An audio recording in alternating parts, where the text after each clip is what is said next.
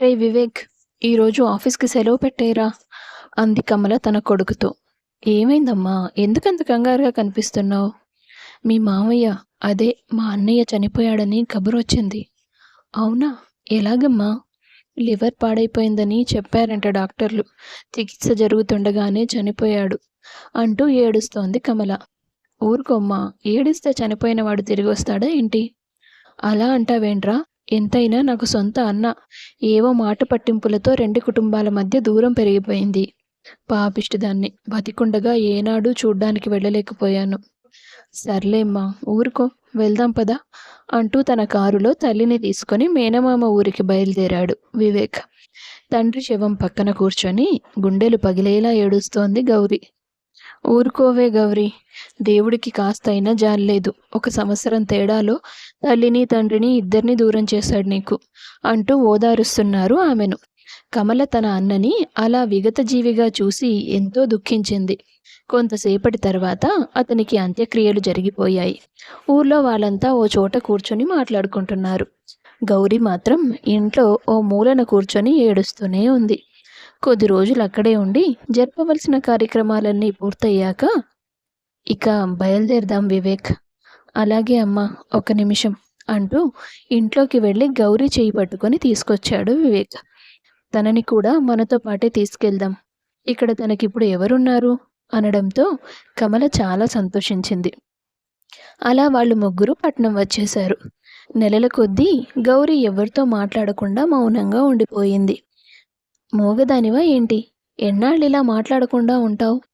చూడు, చనిపోయిన మీ అమ్మా నాన్నల్ని ఎవ్వరూ తీసుకురాలేరు. మా నాన్న నేను పుట్టిన సంవత్సరానికే చనిపోయారు. అప్పటి నుండి మా అమ్మ ఒక్కతే నన్ను చూసుకుంటోంది. మేం బ్రతకడం లేదా? ఏంటి చెప్పేది అర్థమవుతోందా? కాస్త మనుషుల్లో కలవడానికి ప్రయత్నం చెయ్యి. అలాగేనండి అని నెమ్మదిగా అంది గౌరీ. అండి ఏంటి? నేనేం నీ భర్తని కాదు, అలా అని పరాయివాడిని కాదు, నీకు బావనవుతాను. అలాగే బావా. గుడ్. నేను ఆఫీస్కి వెళ్తున్నాను, నీకేం కావాలన్నా అమ్మని అడుగు అని చెప్పి బయలుదేరాడు వివేక్. ఎదురుగా నిలబడిన తన తల్లిని చూసి ఆమె చెయ్యి పట్టుకొని గుమ్మం దాకా తీసుకెళ్ళి, ఏంటమ్మా, ఎందుకలా చూస్తున్నావు నన్ను? నీలో ఏదో మార్పు కనిపిస్తోందిరా. నీ మేనకోడలు నాకు బాగా నచ్చింది. చావింట్లో చెప్తే బాగోదు కదా, అందుకే ఇక్కడికి తీసుకొచ్చేశాను. నేను అనుకున్న దానికంటే తెలివైన వాడివేరా నువ్వు. చాలే కానీ నీ మేనకోడలికి నువ్వే నచ్చ చెప్పాలి, నాతో పెళ్లికి ఒప్పించాలి, సరేనా? సరే, అయినా ఇక తనకంటూ ఎవరున్నారు? ఉన్నది మనమే కదా. ఇప్పుడు సమయం కాదు కానీ ఒప్పిస్తానులే. ఆ తర్వాత వివేక్ ఆఫీస్కి వెళ్ళిపోతాడు. కమల గౌరీతో, ఎన్నాళ్ళు ఇలా ముభావంగా ఉంటావమ్మా? నాకంటూ ఉన్న ఒక్క రక్తబంధం పోయిందనే బాధ నాకు ఉంది. పెళ్ళైన 3 ఏళ్లకే భర్త చనిపోయాడు. అమ్మా నాన్నలు చనిపోయారు. ఉన్న ఒక్క అన్నతో గొడవలు. ఇప్పుడు భౌతికంగా కూడా దూరమైపోయాడు. ఇన్ని బాధలు మనసులో మోస్తూ నేను బ్రతకడం లేదా? దేవుడు మన ప్రాణాలను తీసుకెళ్లే వరకు ఎలాగోలా బ్రతకాల్సిందే. నీకేం కావాలో చెప్పు, నేను చేసి పెడతాను. పర్వాలేదు అత్తయ్య, నా కోసం ప్రత్యేకంగా వంట చేయాల్సిన అవసరం లేదు. కానీ కానీ ఏంటమ్మా? నా బాధ నాన్నకి దూరమైనందుకు, ఇంటికి దూరమైనందుకో మాత్రమే కాదు. మరి నాకు చిన్నప్పటి నుండి క్లాసికల్ డాన్స్ అంటే చాలా ఇష్టం. పల్లెటూరు కదా, అక్కడ సౌకర్యాలు లేక నేర్చుకోలేదు. నాన్నని ఎంతో బతిమాలి సంవత్సరం క్రితమే పట్నం వచ్చాను. డాన్స్ నేర్చుకుంటున్నాను. ఇప్పుడు అది మధ్యలో ఆగిపోయింది. నేను ఏదైనా చిన్న ఉద్యోగం చూసుకుంటాను అత్తయ్య. వచ్చే డబ్బులతో డాన్స్ నేర్చుకుంటాను. పెద్ద కాలేజీలో మంచి క్లాసికల్ డాన్సర్గా ఉద్యోగం సంపాదించాలనేది నా కల. వివేక్కి ఆడవాళ్ళు ఉద్యోగం చేయడం అసలు ఇష్టం ఉండదమ్మా. కానీ వాడు నువ్వంటే చాలా ఇష్టపడుతున్నాడు. కాబట్టి నువ్వు డాన్స్ నేర్చుకోవడానికి ఒప్పుకోవచ్చు. బావ నన్ను ఇష్టపడుతున్నాడా? అవును. నిన్ను తొందరలోనే ఒప్పించి మీ ఇద్దరికి పెళ్లి జరిపించమని అడుగుతున్నాడు. నీకు మాత్రం ఎవరున్నారు చెప్పు? బావని పెళ్లి చేసుకుని ఇక్కడే శాశ్వతంగా మాతో ఉండిపోవచ్చు. అత్తయ్య, ఇప్పుడు మీ మాట కాదనే పరిస్థితుల్లో నేను లేకపోవచ్చు. కానీ నేను డాన్స్ క్లాస్కి వెళ్ళాలి అత్తయ్య. నేను కోరుకున్నట్టుగా డాన్స్ నేర్చుకోవాలి. అప్పుడే నేను తృప్తిగా బ్రతకగలను. సరేలే, నేను వాడికి చెప్పి చూస్తాను. మరుసటి రోజు కమల తన కొడుకుతో విషయం చెప్పే ప్రయత్నం చేస్తుంది. ఒరేయ్ వివేక్, గౌరీ చదువింకా పూర్తి కాలేదు కదా, కాస్త సమయం అడుగుతోంది. సమయం కావాలంటే ఎంతైనా తీసుకోమను. కళ్ళెదురుగానే ఉంది కదా, నాకేం అంత తొందర లేదు. కానీ ఇప్పుడు చదివించడానికి బయటికి పంపిస్తే రేపు ఉద్యోగం చేస్తానంటుంది. కాబట్టి అలాంటి ఆలోచనలు మానుకొని ఇంట్లోనే ఉండమని చెప్పు. అది కాదురా, ఆ అమ్మాయి అభిప్రాయాన్ని కూడా గౌరవించాలి కదా. అమ్మాయిలకి మరీ అంత స్వేచ్ఛ ఇవ్వకూడదమ్మా. రోజులంత బాగోలేవు. నువ్వు తనని వెనకేసుకురావద్దు. అంత కాలక్షేపం కాకపోతే కథల పుస్తకాలు తెచ్చిస్తాను, చదువుకోమను. నేను ఉద్యోగం చేస్తున్నాను కదా, మీ ఇద్దరిని నేను పోషించుకోగలను. మీరు బయటికి వెళ్ళి పనిచేస్తే అది నాకు అవమానం కిందే లెక్క. నా మాటగా ఈ విషయం తనకు అర్థమయ్యేలా చెప్పు. సరే, నీ ఇష్టం. తర్వాతి రోజు వివేక్ ఆఫీస్కి వెళ్ళిపోయాక గౌరీ ఎంతో ఆత్రంగా అడిగింది తన మేనత్తను. అత్తయ్య, బావేమన్నాడు? డాన్స్ క్లాస్ విషయం చెప్పావా? ఒప్పుకోలేదా? అసలే బాధలో ఉంది. వాడు ఒప్పుకోలేదని తెలిస్తే చిన్నబుచ్చుకుంటుంది అనుకున్న కమల, అలాంటిదేం లేదమ్మా, నీ ఇష్టం అన్నాడు అనడంతో గౌరీ సంతోషించింది. అనుకున్నదే తడవుగా అత్తా కోడలిద్దరూ కలిసి గౌరీ డాన్స్ నేర్చుకుంటున్న కాలేజీకి వెళ్ళారు. ఇదే అత్తయ్య మా కాలేజ్. 4 గంటలకి క్లాసులు పూర్తయిపోతాయి. నేను ఆటోలో వచ్చేస్తాను, మీరు వెళ్ళండి. అలాగేనమ్మా. కాకపోతే ఏమైంది అత్తయ్య? మీ బావకి నువ్వు చదువుకోవడమే ఇష్టం లేదు. ఇక డాన్స్ అంటే అస్సలు ఒప్పుకోడు. చెప్తే నువ్వు బాధపడతావని ఉదయం ఏమీ చెప్పలేకపోయాను. నువ్వేం దిగులు పడకు. నువ్వు ప్రశాంతంగా డాన్స్ నేర్చుకో. ఎలాగో రోజంతా వాడు ఇంట్లో ఉండడుగా. నువ్వెక్కడున్నావనేది వాడికి తెలీదు. తెలిస్తే ఏమనుకుంటాడో అత్తయ్య. వద్దులేండి, ఇంటికి వెళ్ళిపోదాం. తెలిసినప్పుడు చూద్దాంలే. నేను సర్ది చెప్తాను కదా. ఇవన్నీ ఆలోచించొద్దు. నీ మనసుకు నచ్చినట్టుగా ఉండు. చాలా థ్యాంక్స్ అత్తయ్య. నాన్న నీ మీద కోపంతో నాకేవేవో చెప్పాడు, కానీ నువ్వు చాలా మంచిదానివి. అలా ఆ రోజు నుండి గౌరీ డ్యాన్స్ క్లాసులకి వెళ్ళేది.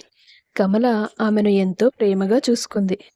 కానీ ఆ ప్రేమే తనకు సమస్యగా మారుతుందని అర్థం చేసుకోలేకపోయింది. కొంతకాలం గడిచాక ఓ రోజు వివేక్కి గౌరీ డాన్స్ నేర్చుకుంటున్న విషయం తెలుస్తుంది. ఏంటి గౌరీ ఇది? నాకు మాట మాత్రం చెప్పకుండా నీ ఇష్టానికి నువ్వు నిర్ణయాలు తీసుకుంటావా? పెళ్ళికి ముందే ఇలా ఉంటే పెళ్లి తర్వాత ఇంకెలా ఉంటావు? చూడు, నీకు 2 ఆప్షన్స్ ఉన్నాయి. ఒకటి మన ఇద్దరి పెళ్ళి, లేదా నువ్వు నేర్చుకుంటున్న ఈ పిచ్చి డాన్సులు. బయటికి వెళితే ఆ డాన్స్ నీకు అన్నం పెట్టదు, సెక్యూరిటీ ఇవ్వదు. ఇక్కడ అవన్నీ నేను నీకు ఇస్తున్నాను. నిజమే బావా, కానీ నాకు చాలా ఇష్టమైన విషయం. వదులుకొమ్మని చెప్పొద్దు ప్లీజ్. ఏంటమ్మా నీ మేనకోడలు? నాకంటే ఈ పిచ్చిగంతులన్నీ ఎక్కువ అతనికి. చదువుకుంటుందంటేనే నేను వద్దన్నాను. నువ్వు చెప్పలేదా తనతో? అయినా నీకు తెలియకుండా తను గడపెలా దాటుతుంది? అసంభవం. అంటే ఇదంతా నువ్వే దగ్గరుండి చేస్తున్నావు కదా. అది కాదురా. ఏది కాదమ్మా. 17 ఏళ్ల వయసు నుండే పార్ట్ టైం జాబులు చేసుకుంటూ చదువుకుంటూ నిన్ను ఇంట్లోంచి బయటికి రానివ్వకుండా కష్టపడనివ్వకుండా అన్నీ సమకూర్చాను నేను.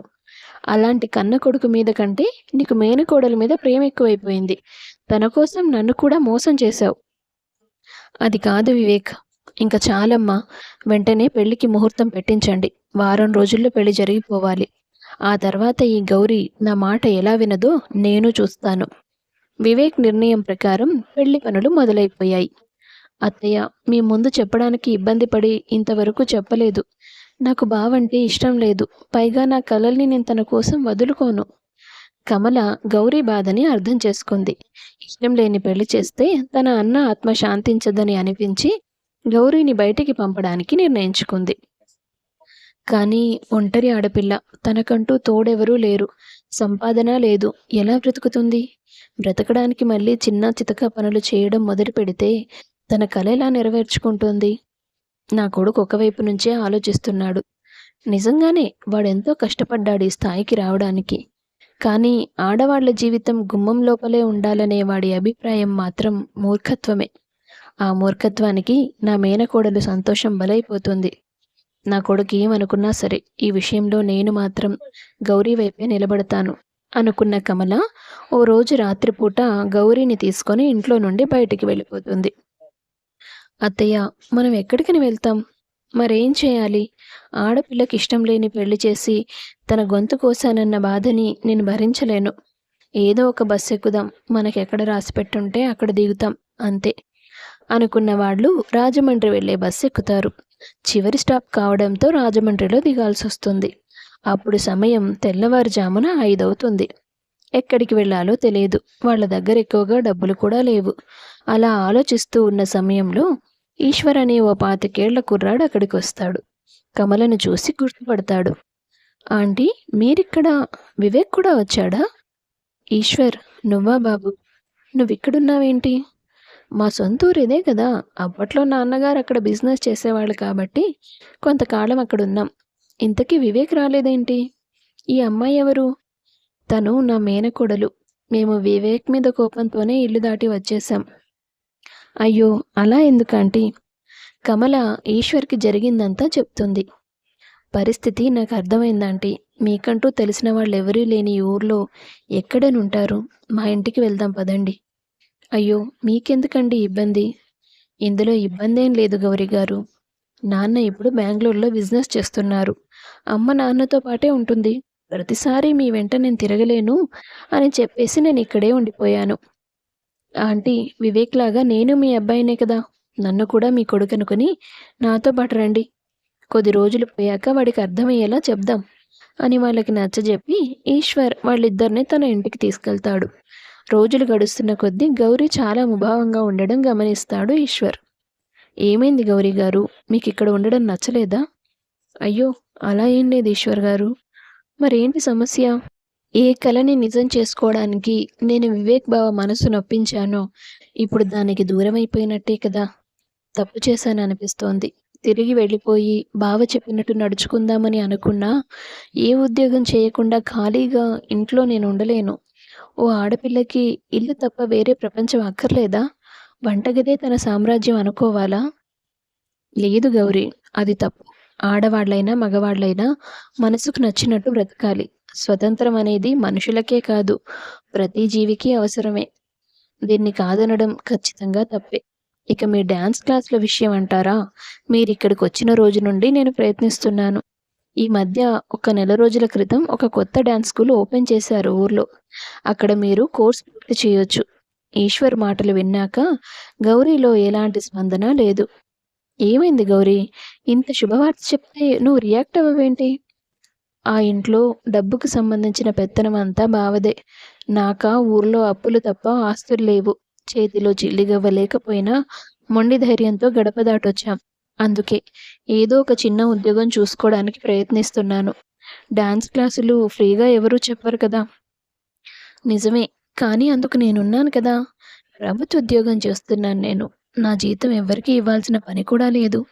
నీ ఫీజు కట్టడం నాకంత కష్టమేం కాదు. కానీ తీసుకోవడం నాకు కష్టం. ఆశ్రయం తీసుకున్నంత ఈజీగా డబ్బులు తీసుకోలేను కదా. నీకంత కష్టంగా ఉంటే అప్పుగా తీసుకో. ఇంకా కొంతకాలమే ఉంది కదా కోర్సు, పూర్తయిపోతుంది. ఆ తర్వాత మంచి ఉద్యోగం సంపాదించి నా డబ్బులు నాకిచ్చేయి. చేతిలో డబ్బులు లేకపోవడం వల్ల కలలు ఆగిపోతే అది చాలా బాధగా ఉంటుంది. నీకా బాధ ఉండకూడదు అని నేను కోరుకుంటున్నాను. చాలా థ్యాంక్స్ ఈశ్వర్ గారు. మీ సాయాన్ని అస్సలు మర్చిపోను. అంటే నన్ను మర్చిపోతావా? నేనలా అనలేదు. నేను సరదాగా అన్నానులే. గౌరీ, నీకొకటి చెప్పాలి. ఏంటి? నువ్వు చాలా అందంగా ఉంటావు. చాలా అందంగా ఆలోచిస్తావు కూడా. వివేక్ నిజంగా దురదృష్టవంతుడే. నీలాంటి అమ్మాయిని పోగొట్టుకున్నాడు. ఈశ్వర్ మాటలకి గౌరీ స్పందించకుండా అలాగే ఉండిపోయింది. ఇటు పక్క వివేక్ తన తల్లి, పెళ్లి చేసుకోవాలనుకున్న అమ్మాయి ఇద్దరూ తన మాట కాదని ఇంట్లో నుంచి బయటికి అడుగు పెట్టడం తట్టుకోలేకపోయాడు. వాళ్ళ మీద కోపం పెంచుకున్నాడు. ఇంటి పని చేయడానికి ఓ పని మనిషిని పెట్టాడు. చేతి నిండా సంపాదన ఉంది. సమయానికి అన్నీ కళ్ళెదురుగా ఉంటున్నాయి. అయినా అతనిలో అసంతృప్తి పెరుగుతూ వచ్చింది. తన వైపు ఉన్న తప్పేమిటా అని ఆలోచించడం మొదలుపెట్టాడు. అలా కొంతకాలం గడిచింది. గౌరీ తన డాన్స్ కోర్సు పూర్తి చేసింది. ఈశ్వర్ ఇంట్లోనే చుట్టుపక్కల ఉన్న పిల్లలకి క్లాసికల్ డాన్స్ నేర్పించడం మొదలుపెట్టింది. నెమ్మదిగా స్టూడెంట్స్ పెరుగుతూ వచ్చారు. దాంతో తనకి కొంత ఆదాయం సమకూరింది. ఈశ్వర్ గారు, ఈ డబ్బు తీసుకోండి. దేనికి? చాలా రోజులుగా మేము మీ ఇంట్లోనే ఉంటున్నాం. అద్దె కట్టడం లేదు, భోజనాల ఖర్చు, ఇవన్నీ మీకు అదనపు ఖర్చులేగా. పైగా మీ దగ్గర నేను అప్పు కూడా తీసుకున్నాను. అది తీర్చడానికి నాకింకా సమయం పడుతుంది. కానీ మా అవసరాలకి ఇన్నాళ్ళు మీరు పెట్టిన ఖర్చు కింద ఈ డబ్బులు జమ చేసుకోండి. నేనేమైనా హోటల్ నడుపుతున్నానా? లాడ్జ్ నడుపుతున్నానా? భోజనానికి డబ్బులివ్వడానికి? ప్రతి సాయానికి డబ్బుతో విలువ కట్టకూడదు. ఆ మాత్రం తెలియకపోతే ఎలా అమ్మాయి? అది కాదండి. అది లేదు, ఇది లేదు. అనవసరమైన మాటలు మాట్లాడకు. అన్నట్టు ఉద్యోగానికి అప్లై చేశావు కదా? అవును. ఇదిగో పోస్టింగ్ లెటర్. ఏంటి? అవును. హైదరాబాద్‌లోనే నీకు ఉద్యోగం వచ్చింది. నిజమే. ఈశ్వర్ గారు, చాలా సంతోషంగా ఉంది. ఇందులో మీ సాయం చాలా ఉంది. అన్నింటికి చాలా థాంక్స్. వెంటనే ఈ విషయం అత్తయ్యతో చెప్పాలి అనుకున్న ఆమె కమలకి విషయం చెప్పి తన సంతోషాన్ని ఆమెతో పంచుకుంది. ఇంకో వారం రోజుల్లో రాజమండ్రి వదిలి హైదరాబాద్ వెళ్ళాలి. గౌరీ, ఈశ్వర్ ఇద్దరిలో కంగారు మొదలైంది. లేదు, నేనిలా ఆలోచించకూడదు. ఇప్పుడు తను అనుకున్నది సాధించింది కాబట్టి కమల ఆంటీ వివేక్‌కి నచ్చజెప్పి వాళ్ళిద్దరికీ పెళ్లి జరిపిస్తుంది. వాళ్ళ కుటుంబం అంతా సంతోషంగా ఉంటుంది. నేను అనవసరంగా వాళ్ళ మధ్యలోకి వెళ్ళడం తప్పు అనుకుని ఈశ్వర్ గౌరీ మీద తనకున్న ప్రేమను తన మనసులోనే దాచుకుంటాడు. ఏమీ తెలియనట్టు చాలా సాధారణంగా మాట్లాడే ప్రయత్నం చేస్తాడు. ఇంకేం గౌరీ, అనుకున్నట్టుగా డాన్స్ టీచర్ అయిపోయావు. అవును. దీనికోసం కొన్ని సంవత్సరాలుగా ఎదురుచూస్తున్నాను. చాలా సంతోషంగా ఉంది ఈశ్వర్ గారు. అలాగే కొంచెం బాధగా కూడా ఉంది. ఈ ఇల్లు, వాతావరణం, ఇక్కడ నా దగ్గర డాన్స్ నేర్చుకోవడానికొచ్చిన పిల్లలు అన్నింటినీ వదిలి వెళ్ళాలి కదా! మీకు బాధగా లేదా మేము వెళ్ళిపోతున్నందుకు? అలాంటిదేం లేదు. నువ్వనుకున్నది సాధించే వరకు నీకు హెల్ప్ చేయగలిగాను. అందుకు తృప్తిగా ఉంది. పట్నం వెళ్ళాక మళ్ళీ అక్కడ అలవాటైపోయిందని నన్ను మర్చిపోవద్దు. ఎప్పుడైనా ఫోన్ చేస్తూ ఉండు. తప్పకుండా చేస్తాను. అదే రోజు రాత్రి వివేక్ ఈశ్వర్‌కి ఫోన్ చేస్తాడు. వివేక్ నాకు ఫోన్ చేస్తున్నాడా? ఎందుకని? ఆంటీ, గౌరీ ఇక్కడ ఉన్నట్టు వాడికి తెలుసా? అని అనుమానిస్తూనే ఫోన్ లిఫ్ట్ చేస్తాడతను. హాయ్ రా ఈశ్వర్, ఎలా ఉన్నావు? బావున్నారా? చాలా కాలం తర్వాత గుర్తొచ్చాను. ఏం చేయనురా, జీవితం చాలా బోరింగ్‌గా ఉంది. అదేంట్రా? తప్పు చేశానురా. నా అభిప్రాయాలు వాళ్ళ మీద రుద్ది తప్పు చేశాను. ఎవరి గురించి మాట్లాడుతున్నావు వివేక్? అమ్మ ఇంకా గౌరీ గురించి. గౌరీని మొదటిసారి చూసినప్పుడే నాకు బాగా నచ్చింది. తను ఒంటరిగా ఉండడం ఇష్టం లేక ఇంటికి తీసుకొచ్చి పెట్టుకున్నాను. పెళ్లి చేసుకోవాలనుకున్నాను. కానీ తన మనసు మాత్రం అర్థం చేసుకోలేదు. అందుకే నాతో పెళ్ళక్కర్లేదని ఇంట్లో నుంచి వెళ్ళిపోవాలనుకుంది. విచిత్రంగా అమ్మ కూడా తనతో పాటు వెళ్ళిపోయింది. నేను లేకపోతే వాళ్ళు ఇబ్బంది పడతారనుకున్నాను కానీ, వాళ్ళు లేకపోతే నేనే ఇబ్బంది పడతానని అర్థమవుతూ వచ్చింది నాకు. చాలా ఒంటరిగా అయిపోయాను. ఏమీ తోచక ఇదిగో రోజుకొక ఫ్రెండ్‌కి ఫోన్ చేసి మాట్లాడుతున్నాను. ఈ విషయాలు మాత్రం అందరికీ చెప్పలేదనుకో. ఎందుకో నీకు చెప్పుకోవాలనిపించింది. నువ్వు మారిపోయావని వాళ్ళకి తెలిస్తే తిరిగొస్తారేమో కదరా! ఎలా తెలుస్తుందిరా? వాళ్ళెక్కడున్నారో నాకు తెలీదు. ఇప్పుడు గౌరీతో నీకు నచ్చింది చదువుకో, నీకు నచ్చిన ఉద్యోగం చేసుకో, కానీ నన్ను పెళ్లి చేసుకో, నాతో ఉండు అని అడగాలనిపిస్తుంది. తనని కలిసే అవకాశం నాకొస్తుందో రాదో. నువ్వు నాకు ఫోన్ చేసి మంచి పని చేశావు వివేక్. గౌరీ, ఆంటీ ఇద్దరూ నా దగ్గరే ఉన్నారు. ఏమంటున్నావురా? నీ దగ్గర ఉండడం ఏంటి? అవును. సంవత్సరం క్రితమే వచ్చారు. నీకు చెప్పొద్దని ఆంటీ నా దగ్గర మాట తీసుకుంది. గౌరీకి హైదరాబాదులో ఉద్యోగం కూడా వచ్చింది. వాళ్ళు 2, 3 రోజుల్లో బయలుదేరొచ్చు. అవునా? అయితే నేనే అక్కడికొచ్చి వాళ్ళని తీసుకొస్తాను. నేనొస్తున్నట్లు వాళ్ళకి చెప్పొద్దు. అమ్మని చూడాలనిపిస్తోంది. రేపో ఎల్లుండి కుదరకపోవచ్చు కానీ, ఆ తర్వాత రోజు తప్పకుండా వస్తాను. అలాగేరా. ఇక ఏ బెంగ పెట్టుకోకుండా ప్రశాంతంగా నిద్రపో అని స్నేహితుడితో చెప్పి ఫోన్ పెట్టేశాక, ఏంటో నా తలరాత. నా మనసంతా నిండిపోయిన అమ్మాయిని నేనే నా స్నేహితుడికి అప్పగించాల్సొస్తోంది. కొన్ని ప్రేమలు ఓడిపోవడానికే పుడతాయో ఏమో అని బాధపడుతూ నిద్రపోయాడు ఈశ్వర్. అసలేమైంది నాకు? ఉద్యోగం వచ్చిందని సంతోషం కూడా లేకుండా మనసంతా గందరగోళంగా ఉంది. ఏం ఆలోచిస్తున్నానో స్పష్టంగా అర్థం కావడం లేదు. 20 ఏళ్లు పెరిగిన ఊరినే వదిలి ఉండగలిగాను. ఈ ఊరెందుకు వదలలేకపోతున్నాను అని ఎంతో సతమతమైంది గౌరి. చూస్తుండగానే 3 రోజులు గడిచిపోయాయి. వివేక్ ఈశ్వర్ ఇంటికి రానే వచ్చాడు. వచ్చి రాగానే తల్లి కాళ్ల మీద పడి, నన్ను క్షమించమ్మా. నా కారణంగా నీ మనసెంత బాధపడుంటే నన్ను వదిలి రావడానికి నిర్ణయం తీసుకుంటావు? నా తప్పు నేను ఒప్పుకుంటున్నాను. నాతో పాటు ఇంటికి వచ్చేయండి. గౌరీ, ఇకపై నువ్వు నీకు నచ్చినట్టుండు. ఇంట్లోనే ఉండాలని ఇక నేను మిమ్మల్ని శాసించను. నీకు నచ్చిన ఉద్యోగం చేసుకో. నా తప్పులు మాత్రం క్షమించు ప్లీజ్. అయ్యో బావా! పర్లేదు. అవును వివేక్, మేమిక్కడున్నామని నీకెవరు చెప్పారు? వాడిలో వచ్చిన మార్పు గురించి తెలిసి నేనే చెప్పాను ఆంటీ. నేను చూస్తూనే ఉన్నాగా మీరు వాడిని ఎంత మిస్ అవుతున్నారో. కన్న ప్రేమ కదా బాబు, అలాగే ఉంటుంది. ఏదైతేనేం మొత్తానికి నీలో మార్పు వచ్చింది వివేక్. నాకు చాలా సంతోషంగా ఉంది. సరే అమ్మా, ఇక అందరం మన ఇంటికి బయలుదేరదామా? వెళ్ళగానే నాకు గౌరీకి పెళ్ళేర్పాట్లు చేద్దాం. నా తల్లిని భార్యని సంతోషంగా ఉంచుతా అని నేను నీకు మాటిస్తున్నాను అని చెప్పడంతో కమల ఎంతో సంతోషించింది. ముగ్గురు చేతిలో పెట్టెలు తీసుకుని బయలుదేరారు. ఈశ్వర్ కళ్ళు కన్నీళ్లతో నిండిపోయాయి. గేటు వరకు వెళ్ళిన తర్వాత గౌరీ వెనక్కి పరిగెత్తుకుంటూ వచ్చింది. ఈశ్వర్ తన కన్నీళ్లు తుడుచుకొని, ఏమైంది గౌరీ, ఏదైనా మర్చిపోయావా? అవును, ఇప్పుడే గుర్తొచ్చింది. ఏంటది? ఏంటది చెప్పు, నేను తెచ్చిస్తాను. కొద్ది రోజులుగా నా మనసులో విపరీతమైన సంఘర్షణ. ఇక్కడి నుంచి వెళ్ళడం నాకు అస్సలు ఇష్టం లేదు. ఎందుకో అర్థం కావడం లేదు. ఆలోచించి ఆలోచించి పిచ్చి పట్టినట్లయింది. ఇందాక వివేక్ బావ పెళ్లి చేసుకుందాం అన్నప్పుడు అప్పుడు నా గుండెల్లో దడ మొదలైంది. గేటు దాకా వెళ్ళాక ఆ గుండె దడ నీకోసమే అని అర్థమైంది. నేను నిన్ను వదిలి వెళ్ళలేను ఈశ్వర్. నాకే తెలియకుండా నా మనసంతా నిండిపోయావు నువ్వు. నీతో కలిసి బతకాలని కోరుకుంటున్నాను. నా ప్రేమను ఒప్పుకుంటావా? అది గౌరీ, ఇప్పుడే పరిస్థితులన్నీ చక్కబడ్డాయి. వివేక్లో మార్పు వచ్చింది. నీకోసం కన్న కొడుకుని కూడా కాదని బయటికి వచ్చింది ఆంటీ. తన సంతోషం నీ బాధ్యత కాదా? మీరంతా ఒక కుటుంబం. మధ్యలో వచ్చిన నా కోసం నువ్వు వాళ్ళకి దూరం అవ్వడం కరెక్ట్ కాదేమో. నువ్వన్నది నిజమే. అత్తయ్య నా కోసం చాలా చేసింది. అందుకోసం నేను ఆవిడకి రుణపడి ఉంటాను.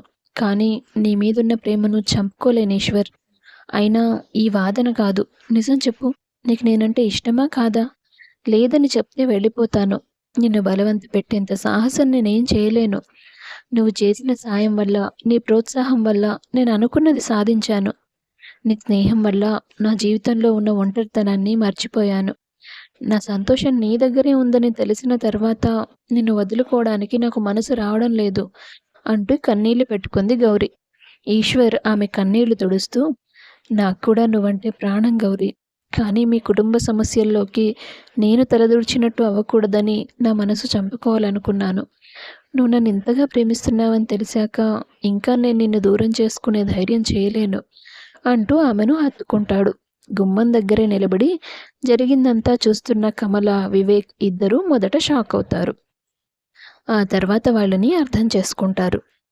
ఏరా వివేక్, బాధపడుతున్నావా? బాధగానే ఉందమ్మా. అరచేతిలో ఉన్నప్పుడే దేని విలువైనా అర్థం చేసుకోవాలి. ఒకసారి చేయి జార్చుకున్నాక వెనక్కి తిరిగి తెచ్చుకోవడం చాలా కష్టమని అర్థం చేసుకున్నాను. నా ఆలోచనలు ఈశ్వర్లాగా ఉండుంటే గౌరీ ప్రేమ నాకెప్పుడో దక్కుండేది. తన సంతోషం కోసం ఎప్పుడు ఏం చేయలేకపోయాను. కానీ ఇప్పుడు వాళ్ళిద్దరికీ పెళ్లి చేసి తన సంతోషానికి కారణం అవుతాను. నీలో ఇంత మార్పు రావడం నాకు చాలా సంతోషంగా ఉంది నాన్న. అలా కమల, వివేక్ ఇద్దరూ కలిసి గౌరీ ఈశ్వర్ల ప్రేమను అర్థం చేసుకుని వాళ్ళకి వివాహం జరిపించారు. గౌరీ హైదరాబాద్లో తనకొచ్చిన ఉద్యోగాన్ని వదులుకొని భర్త సహకారంతో తమ ఇంటికి దగ్గరలోనే ఒక డ్యాన్స్ స్కూల్ ప్రారంభించింది. అప్పటి నుంచి ఆ జంట ఎంతో అన్యోన్యంగా ఉంటూ 10 మందికి ఆదర్శంగా నిలిచారు. కథ నచ్చితే వీడియో లైక్ చేసి షేర్ చేయండి. తప్పకుండా ఛానల్ను సబ్స్క్రైబ్ చేసుకోండి. మీ అభిప్రాయాన్ని కామెంట్స్ రూపంలో తెలియపరచండి. అందరికీ ధన్యవాదాలు.